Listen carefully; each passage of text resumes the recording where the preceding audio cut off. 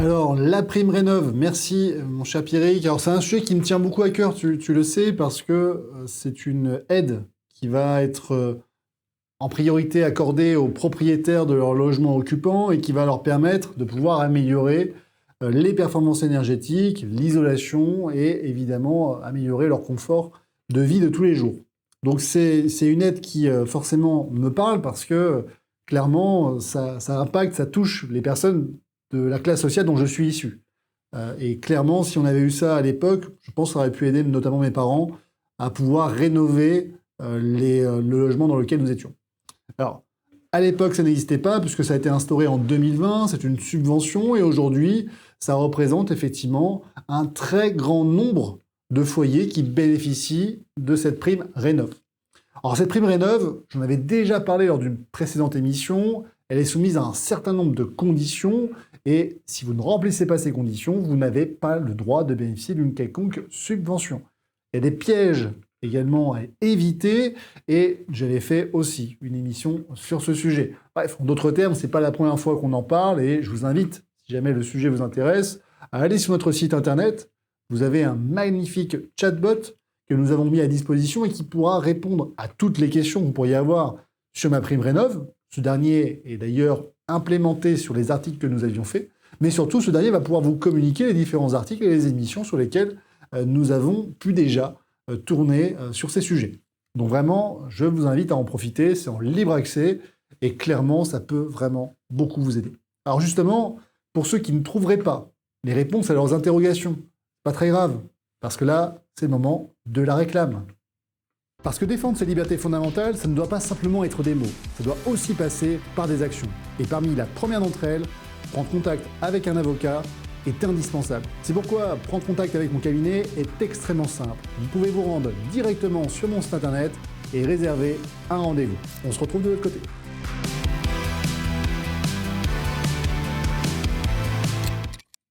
Alors vous l'avez compris, hein, l'objectif aujourd'hui, c'est justement de vous délivrer un maximum de valeur. Donc, pensez à vous abonner et notez bien tout ce qui va suivre, parce que ça, ce sont les informations que je donne à mes clients qui ont, bien souvent, payé pour avoir cet échange. Donc là, c'est offert, profitez-en. Tout d'abord, ma prime rénov', on l'a expliqué, c'est une subvention publique qui est conditionnelle. D'accord ? Donc il faut remplir des conditions, et surtout, c'est temporaire. On sait bien que ça ne va pas être renouvelé ad vitam aeternam. Et d'ailleurs, en 2025, on a eu à un moment donné une fermeture temporaire du guichet. La deuxième chose, c'est que l'ANA, l'Agence nationale de l'habitat, qui est un établissement public administratif, placé sous la tutelle du ministre de la Transition, du ministre des Logements, eh bien, gère de manière catastrophique le versement et l'attribution de la prime rénov'. Donc c'est problématique parce qu'on a derrière des retraits qui sont parfois totalement injustifiés, et des retards de paiement qui sont extrêmement importants et qui vont conduire à causer un certain nombre de préjudices, d'une part aux propriétaires qui ont avancé les frais, qui ont réalisé les travaux et qui attendent désespérément d'avoir le remboursement des sommes qu'ils ont exposées, mais surtout, et c'est plus dangereux, aux entreprises, notamment mandataires, qui ont avancé les frais, réalisé les travaux, en échange d'être subrogés, c'est-à-dire être le bénéficiaire final du versement de ma prime rénov'. Et là, ces entreprises sont très nombreuses à être accompagnées par mon cabinet aujourd'hui, parce que justement, elles sont dans une situation qui est dramatique, elles ont des trésoreries qui sont extrêmement affaiblies, sous tension, et attendent désespérément, parfois 100, 200, 300, 400 000 euros de versement de ma prime rénov' pour des travaux qu'elles ont déjà réalisés, des frais qu'elles ont déjà exposés, et des primes qui tardent à être versées. Alors, si vous êtes dans cette situation, restez bien jusqu'au bout, parce que je vais vous dire exactement ce que vous devez faire pour sortir de cette impasse, qui n'est pas une fatalité. Au contraire, c'est une opportunité de pouvoir faire avancer le sujet. Pourquoi le faire avancer ? Parce que justement, le principe de l'ANA, c'est de vous dissuader de réclamer ces sommes. Alors pourquoi dissuader ? Il n'y a rien d'écrit, il n'y a rien d'officiel. Mais clairement, quand vous avez 3 000 milliards de dettes, et que vous avez des subventions qui sont accordées pour tenter de rénover le parc locatif privé, eh bien, tarder à verser ces sommes, ou ne jamais les verser, pour des raisons dont on verra juste après, c'est aussi vous épargner de l'argent que vous n'avez pas. C'est aussi vous permettre de réduire le coût de la dépense, tout en disant, en même temps, Que politiquement, il y a une volonté de permettre de faciliter la rénovation énergétique. Moi, le conseil que je vous donne, hein, c'est que si vous n'avez pas besoin de ma prime rénov', ne la demandez pas. Ça va vous prendre du temps, de l'énergie, et clairement, à la fin de la fin, ça va vous pourrir la vie. Donc ma prime rénov', moi, si vous n'en avez pas besoin, si ce n'est pas indispensable, ne le faites pas. Si vous n'êtes pas capable d'assumer les travaux que vous allez réaliser, ne la sollicitez pas. Parce que clairement, c'est un petit plus. Si c'est versé, bah, tant mieux. Mais il faut être capable de se dire, si on ne me la verse pas, est-ce que je suis capable de survivre sans? Ça, c'est la première chose, et ça, c'est pour les particuliers. La deuxième, c'est pour les entreprises. On ne peut pas avoir un modèle business qui est basé sur une subvention qui est conditionnelle, qui est limitée, et qui peut faire l'objet soit d'un retard de versement extrêmement important, soit d'un retrait, qui parfois pourrait être injustifié, mais qui vous conduira inexorablement à contester le retrait. Donc à engager des démarches juridiques. Alors, la question du retard, elle pose deux sujets. Le premier, c'est est-ce qu'on demande simplement le paiement de la subvention qui est due, ou est-ce qu'on demande le paiement de la subvention qui est due et l'indemnisation qui résulte de ce retard? Demain, si vous édictez une facture pour un de vos prestataires et que ce dernier met plus de 40 jours à vous la régler, le Code de commerce prévoit qu'il y a un taux d'intérêt légal qui va s'appliquer, avec des pénalités financières. Et si vous avez des très bonnes conditions générales, c'est le cas si vous êtes client chez moi, eh bien, il y a en plus une clause pénale qui s'applique, c'est-à-dire un forfait, une indemnisation forfaitaire qu'on a contractuellement prévue à l'avance et qui va indemniser le délai d'attente, l'inexécution contractuelle, c'est-à-dire chaque fois que votre prestataire ne respecte pas correctement le contrat. Soit il ne vous paye pas en temps et en heure, soit il ne fait pas la prestation pour laquelle il a été payé. Bref, ici, c'est un peu la même chose. L'ANA, on peut se demander si le fait de ne pas payer en temps et en heure une somme qui est pourtant due n'est pas susceptible de causer un préjudice dont l'indemnisation peut être réclamée. Alors, je ne vais pas faire durer le suspense. On a des décisions de justice qui reconnaissent un droit à indemnisation résultant du retard. Je vous en ai mis notamment dans notre article. Il y a une décision du 26 mars 2026 du tribunal administratif de Nîmes qui a accordé quelques milliers d'euros pour le retard causé, résultant du retard excessif de la prime rénov'. Alors, ce n'est pas des sommes mirobolantes. On est dans le jeu administratif, c'est jamais des sommes mirobolantes. Mais c'est pour le principe. Encore une fois, si vous avez la possibilité de faire avancer votre dossier en obtenant le paiement de la prime rénov', prime qui ne vous aurait jamais été versée si vous n'aviez pas fini par saisir le juge, et l'indemnisation du préjudice qui a résulté de cette attente, les choses ne changeront jamais. Et donc, ce sera toujours le parcours du combattant. Alors, pour savoir si on est face à un retard injustifié qui ouvre droit à une réparation, il va falloir regarder plusieurs choses. Le premier, c'est quand le point de départ? À quel moment on commence à compter un délai raisonnable? Alors, le point de départ, c'est au moment où vous avez fini les travaux. C'est à ce moment-là que vous pouvez ouvrir le droit au paiement de la subvention, et c'est à ce moment-là qu'on doit calculer le délai raisonnable du paiement de ma prime rénov'. La deuxième chose, on doit regarder si un texte prévoit un délai spécifique. Si on a un texte qui nous dit ils ont 2 mois pour verser la somme, passer ce délai, c'est une faute qui vaut droit à une indemnisation, bon là, le game est plié, hein, c'est bon, là c'est clair. Bon. La réponse c'est que non, il n'y a pas d'obligation particulière, ce qui veut dire qu'on va devoir faire une appréciation au cas par cas. Alors je vous ai dit tout à l'heure, hein, la décision du tribunal administratif de Nîmes, elle reconnaît qu'il y avait un délai excessif. On était sur 3 ans de procédure. Ça ne veut pas dire qu'il faut attendre 3 ans, ça veut juste dire que là, 3 ans, clairement, on reconnaît que c'est excessif. La deuxième chose, on va se baser aussi sur la jurisprudence, on l'a dit, il faut délai anormalement long de la justice. Ah oui, vous le savez. Si vous êtes abonné à cette chaîne, et si ce n'est pas le cas, je vous invite à le faire, on a un grand nombre de contentieux au sein du cabinet qui portent sur la condamnation de l'État en raison du délai anormalement long de la justice. Et d'ailleurs, dans les prochaines semaines, on vous fera une émission spéciale sur les délais normaux de la justice. Quels sont les délais qui sont reconnus par le ministère de la Justice comme étant des délais de traitement raisonnables? Vous allez voir, vous allez être surpris, hein, vraiment. Parce qu'en tant qu'avocat, ça ne correspond pas du tout à notre réalité. Hein. C'est un monde parallèle, hein, un monde totalement utopique. C'est une théorie où ça se passe que en théorie, ça ne se passe pas dans la réalité. Bien, vous verrez, vous serez assez surpris, donc vraiment, restez jusqu'au bout de cette émission. Vous allez aller de surprise en surprise. Donc si on se base sur le délai raisonnable, on va regarder et on va voir qu'on n'a pas de délai fixe. C'est toujours une appréciation au cas par cas. On va regarder la technicité de la subvention, le montant des sommes, la nature des travaux, les diligences accomplies par les parties, notamment si vous avez été rapide pour envoyer les documents, si votre dossier était complet. Bref, c'est quelque chose qui peut justifier du délai qui vous est aujourd'hui infligé. Évidemment, plus c'est long, plus c'est évidemment le droit à une indemnisation. C'est pas bon. Donc plus ça va être long, plus votre droit à indemnisation sera considéré comme étant justifié. Là où, dans la décision du tribunal administratif de Nîmes, ça n'a pas été parfait pour le requérant, c'est qu'il n'a pas rapporté la preuve des conséquences dommageables que ce retard de paiement a eu sur sa situation particulière. Et là, c'est vraiment quelque chose que je donne à mes clients, donc restez bien jusqu'au bout. C'est vraiment un conseil que je vous donne. Si vous avez subi des préjudices qui résultent de la tardivité du paiement de MaPrimeRénov', vous devez pouvoir en justifier. Alors, en justifier, ça veut dire quoi? Par exemple, si vous étiez dans le rouge, vous fournissez les factures d'agio qui ont été émises par votre banque. Si ça vous a empêché de pouvoir initier de nouveaux travaux, eh bien vous devez en rapporter la preuve.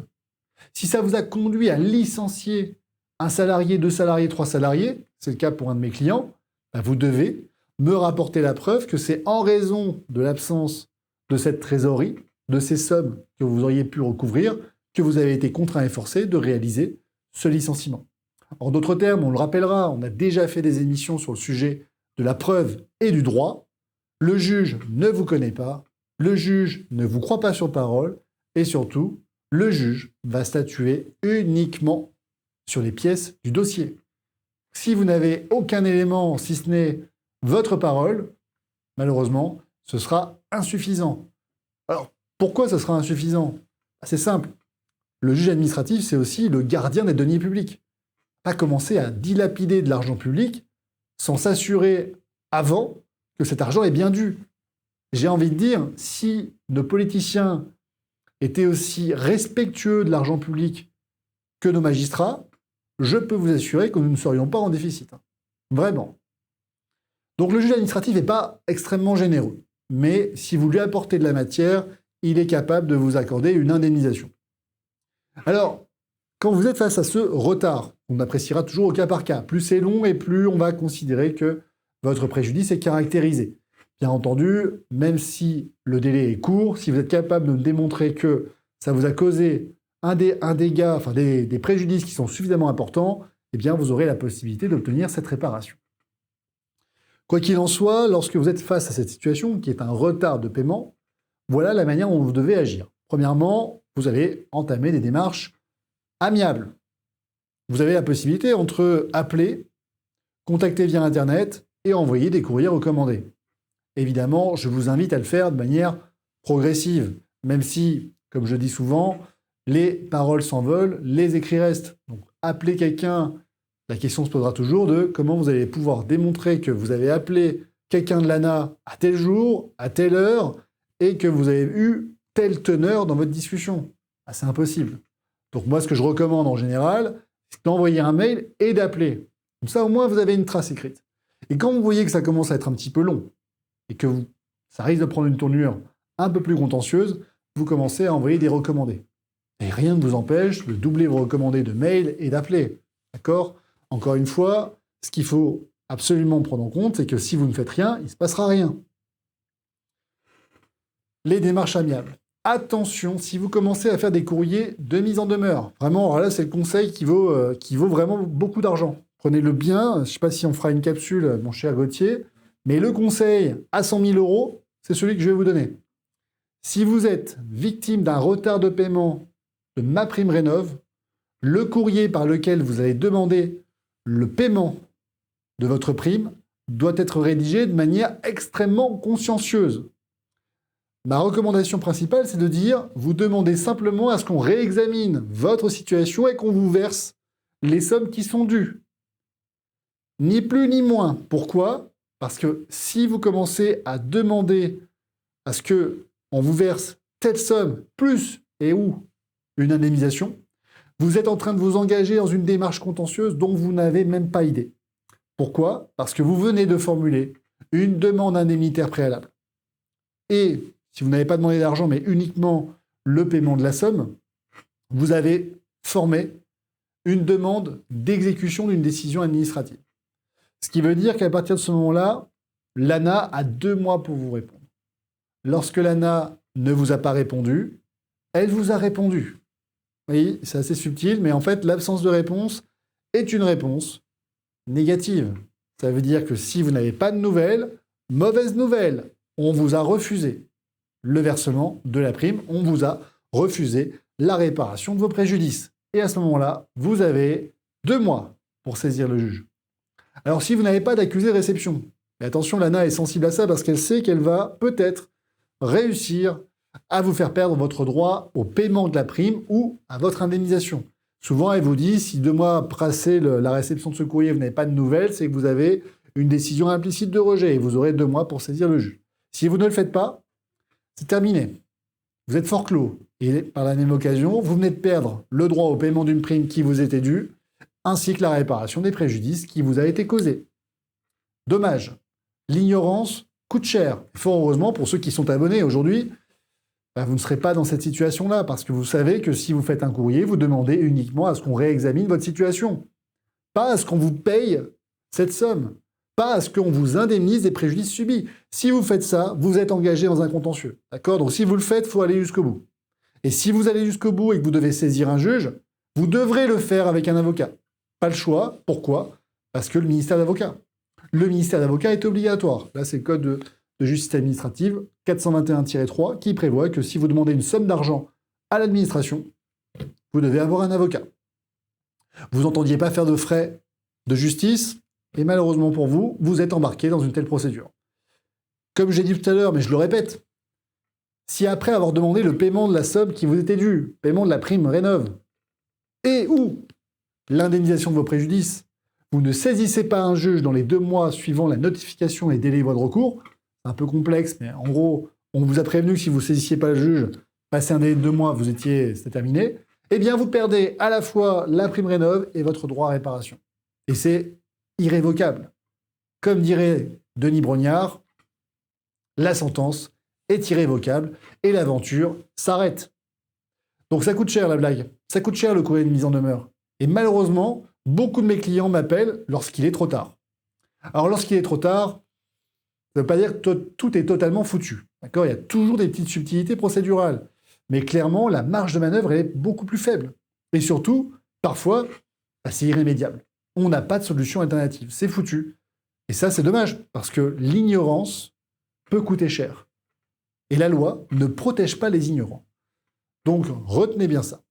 Si vous avez un retard de paiement, MaPrimeRénov', ce retard est toujours une appréciation au cas par cas.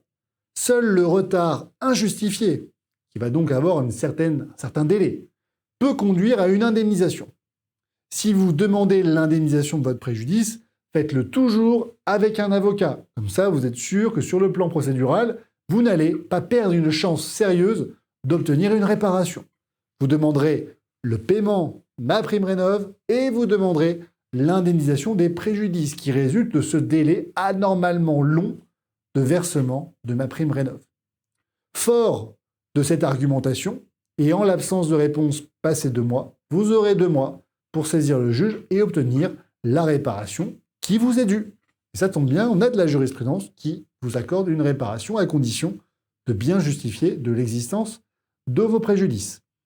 Bref, le contentieux des retards de MaPrimeRénov', c'est un contentieux de spécialistes. D'accord? Et pour faire une petite analogie avec le domaine du bâtiment, quand vous avez un problème de plomberie, vous n'appelez pas l'électricien. Quand vous avez un problème de chape, vous ne faites pas appel à votre plombier. Là, c'est un peu pareil.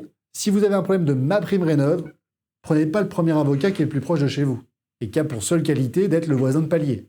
Parce que si c'est le cas, vous êtes foutu. Ah, c'est foutu, c'est mort. C'est mort parce que les règles procédurales que je vous ai données ici, ce sont des règles procédurales. Si vous ne les avez pas vues en 2e année de droit, c'est terminé.